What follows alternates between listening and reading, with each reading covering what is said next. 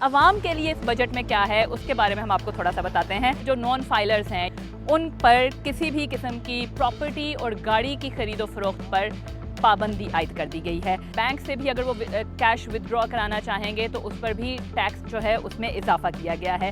جو federal government کے employees ہیں ان کی تنخواہوں میں اضافہ کیا گیا ہے، ان کی سیلریز میں 10% کا اضافہ ہے، جبکہ جو پینشنز ہیں ان کی اس میں 7% کا اضافہ ہے۔ ایک طرف جہاں ڈیفنس کا بجٹ ہے اس میں 20% کا اضافہ کیا گیا ہے، پچھلے سال یہ اضافہ 18% تھا، جبکہ جو آرمڈ فورسز کے افسران ہیں اور جو سپاہی ہیں ان کے لیے ایک اسپیشل الاؤنس کا بھی اعلان کیا گیا ہے۔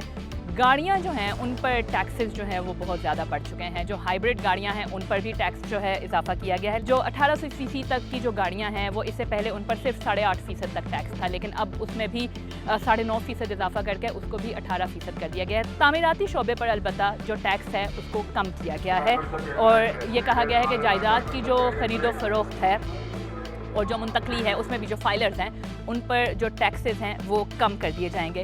البتہ سولر پینلز جو ہیں جو کہ بہت زیادہ یوز کیے جا رہے ہیں ان پر اضافی ٹیکس جو ہے وہ لگا دیا گیا ہے۔ جو سالانہ 6 لاکھ سے 12 لاکھ آمدنی والے افراد ہیں جن کا ٹیکس اس سے پہلے 5% تھا وہ کم کر کے 1% کر دیا گیا ہے۔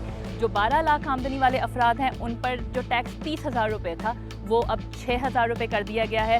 22 لاکھ تک کی آمدنی کے جو افراد ہیں ان پر ٹیکس کی شرح جو ہے وہ 15% سے کم کر کے 11% کر دی گئی ہے، اور جو 22 سے 32 لاکھ تک کی تنخواہ سالانہ کماتے ہیں ان پر جو ٹیکس ہے وہ 25% سے کم کر کے 23% کر دیا گیا ہے۔ اس کے علاوہ یہ بھی کہا گیا آج کے بجٹ میں کہ جو بے نظیر انکم سپورٹ پروگرام ہے اس کے بجٹ میں 21% اضافہ کیا گیا ہے، جبکہ جو تعلیمی وظائف ہیں ان کو بڑھانے کی، ان کو وسعت دینے کی تجویز بھی دی گئی ہے۔